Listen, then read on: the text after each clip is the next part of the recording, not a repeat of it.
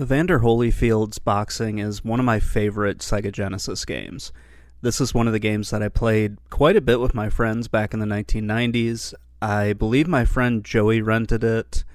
I don't think any of the other kids that I knew rented it. Maybe Eric did, but I do remember playing it a lot with my friend Joe. The game did leave an impression on me to the point where I picked it up in the 1990s when I started collecting video games. This is a really good boxing game, and it is, one of my favorites on the system. I wanted to revisit this for a while. It was one of the first games that I made a YouTube video about, and I wanted to focus on this game instead of comparing it with another boxing game because I'm not very happy with the quality of those videos, so I wanted to kind of redo it and make this one instead. So let's get into the game a little bit. There isn't a story mode in this game. What you do have is a career mode, and you can use that to kind of create your own story.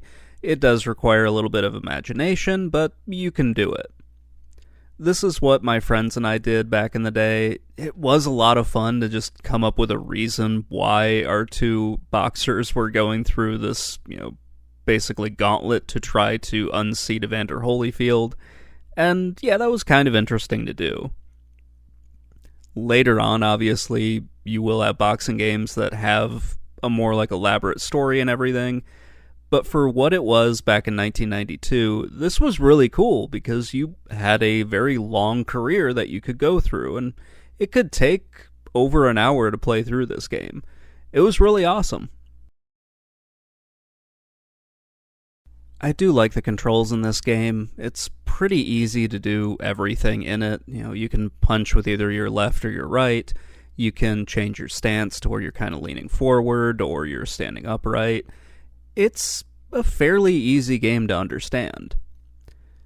There are two game modes, your career and then your exhibition mode, and then there's another option for the greatest, and I cannot wrap my mind around why that's even there.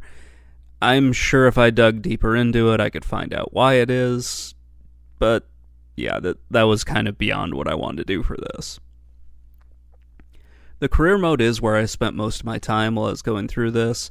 You start out as the 30th ranked boxer, and then you fight your way up to the top. After each fight, you get a little bit of money that you can spend, and basically you pick a workout routine that you want to do. So you choose 3 different workouts, and those can change your power, stamina, speed, and defense. I really think the gameplay is excellent. You can shift your stances, you have different punches from those, and it's pretty easy to block as well. The game does track the damage to both the player's face and the body. It's a huge improvement over the other boxing games that I have played. It feels a little bit more realistic, or at least an attempt to make a realistic boxing game.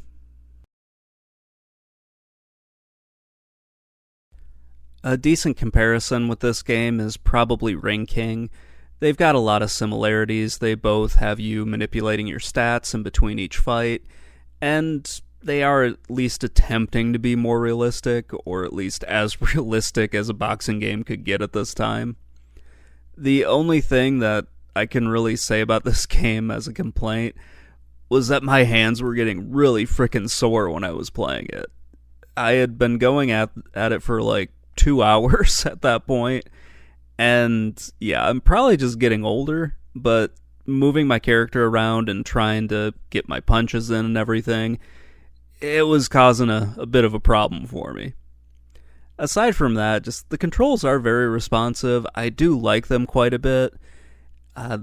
Yeah, it's a pretty fun game to go through. It does get a little repetitive, but you can probably say that about every boxing game, especially ones that are a little bit more arcade themed or something along those lines. It's not like you had a whole lot of moves that you could really learn in this, so it's not like a tournament fighter or something along the lines of Street Fighter or Mortal Kombat. It is really just its own animal, which, yeah, is kind of a common theme for most boxing games. I think this is a pretty visually impressive game for 1992. It tries to give the player the impression of 3D. The sprites are pretty large and detailed. It gives you a little map so that you kind of know where you are in the ring and also where the camera is. The crowd also looks very good. I love how this game looks overall. When you start a career, you create your boxer. There's a decent number of just things that you can customize on him. You can change his hair, his head, skin color, and trunks. Everyone still has that pretty athletic body, so you couldn't make somebody that looked like Butterbean, just a baked potato with arms and legs, which would have been pretty funny, but I guess that would have required a bit more than what the developers had for this game. It was really cool to see something like this at the time. Well, it isn't as elaborate as what you're going to see today. It was pretty good for a console game at the time. You got a lot of options to kind of make what you wanted to make out of this.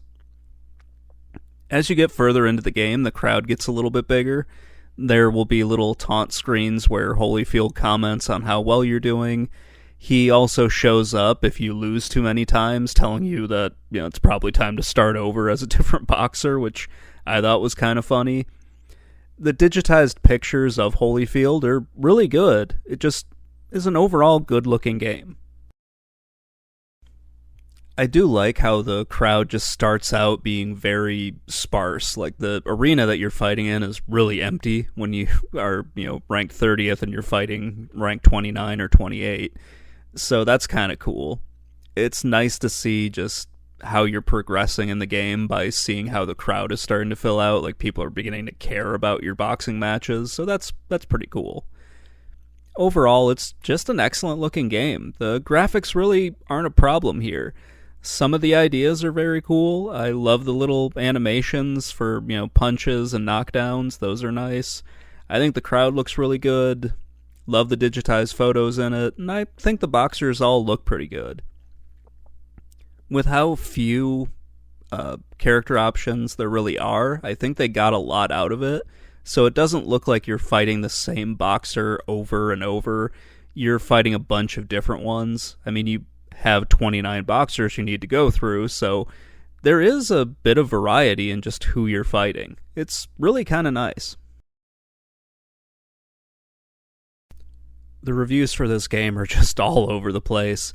Even in 1992, reviewers either really liked the game or they found it incredibly boring.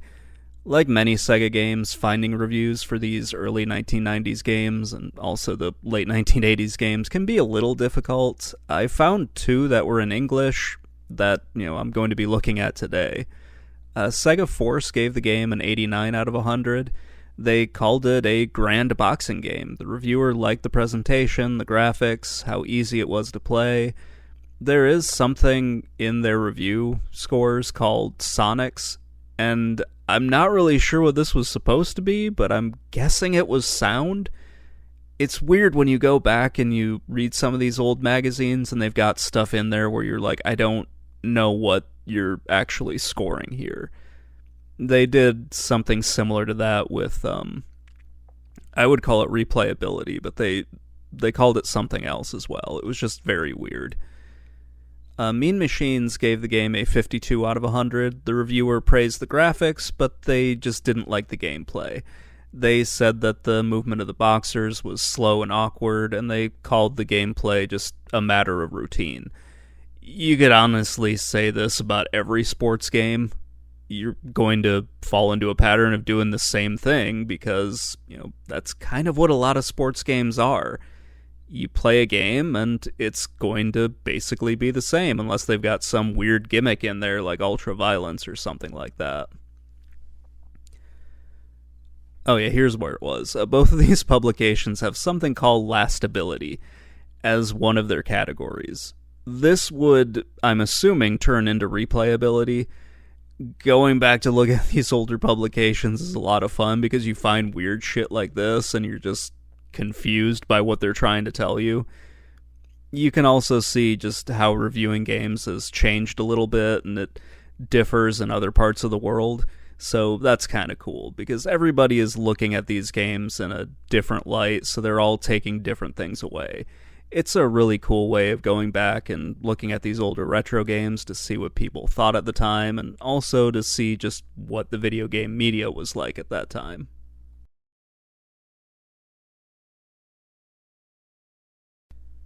I've come back to play this game a few times over the years, and every time I do, I remember why I enjoy it. It looks great, I really like the gameplay, and I like it a little bit more than games like Punch-Out! That's just a personal preference. It doesn't mean the game is better. It's just I enjoy this one more and I have more memories of playing it with my friends. I don't think there's a direct sequel to this game, but there is another boxing game that I think is from the same developer. At some point, I'll check that out. It is also on the Genesis, so that's always good. Looking at those older reviews, it's always interesting for me. It's a good reminder that everybody has their own opinion, and it's okay to disagree about something. At the end of the day, it's really just an opinion. If you had fun with something, then that's really all that matters. So that's going to wrap things up. Let me know what you think in the comments below, and I will talk to you all later. Bye.